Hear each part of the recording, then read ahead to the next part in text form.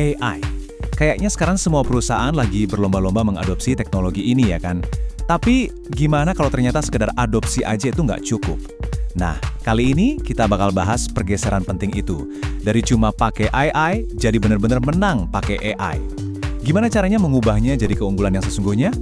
Oke, kita mulai dari pertanyaan yang mungkin lagi ada di benak banyak pimpinan perusahaan nih.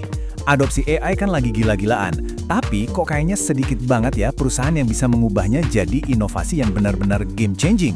Kira-kira apa sih yang kurang?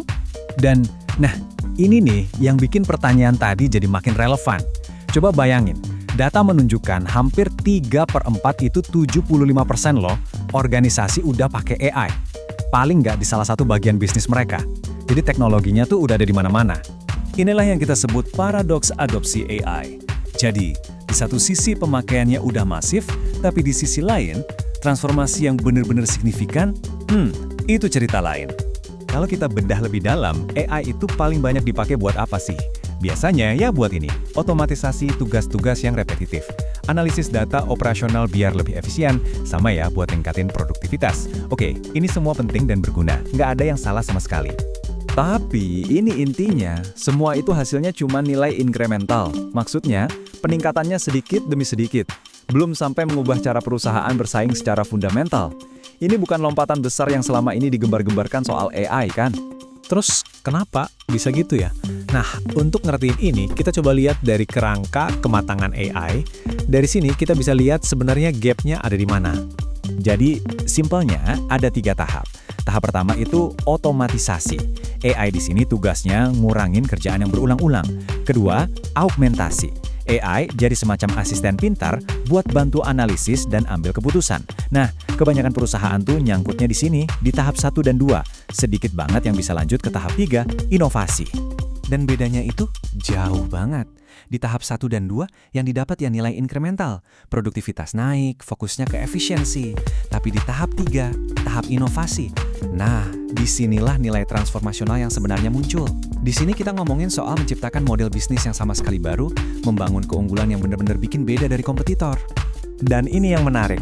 Ternyata, masalahnya itu hampir nggak pernah soal teknologinya. Gap antara sekedar dibantu AI sama berinovasi dengan AI itu biasanya soal struktur. Gimana perusahaan ngatur datanya, gimana budaya buat berani coba-coba, dan gimana mereka mengintegrasikan AI ke inti bisnis mereka. Oke, kalau hambatannya ternyata ada di dalam organisasi itu sendiri, terus peluang terbesarnya ada di mana dong? Jawabannya ternyata ada di jenis data yang sebenarnya udah dikumpulin sama banyak perusahaan, tapi jarang banget digali lebih dalam. Yuk kita lihat potensi gila-gilaan yang ada di sini.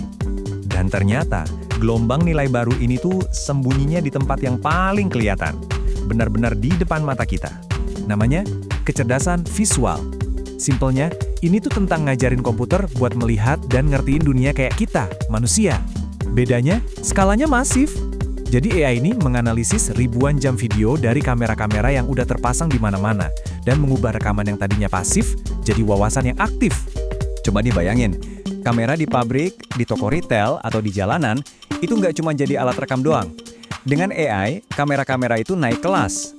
Dari yang tadinya cuma sistem pemantau pasif, jadi lapisan intelijen operasional yang hidup, yang bisa ngasih tahu kita pola, dinamika, dan wawasan penting secara real time.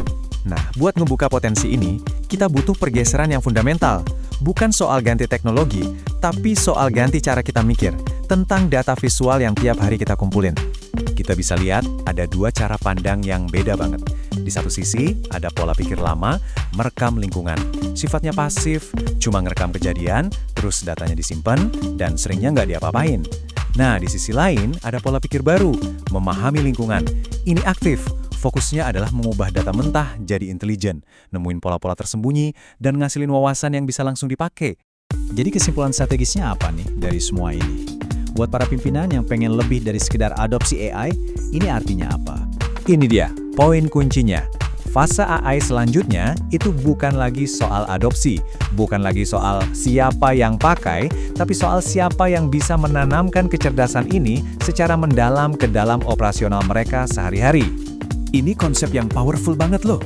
Keunggulan di masa depan itu datangnya dari kemampuan untuk mengubah dunia fisik di sekitar kita, pergerakan orang, aliran barang, kondisi mesin, menjadi data.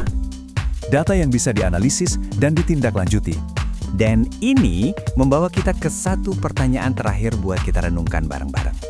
Coba tanya ke organisasi Anda, saat ini kita ini cuma lagi merekam dunia di sekitar kita, atau kita sudah siap untuk benar-benar memahaminya? Karena disitulah letak keunggulan sejati di masa depan.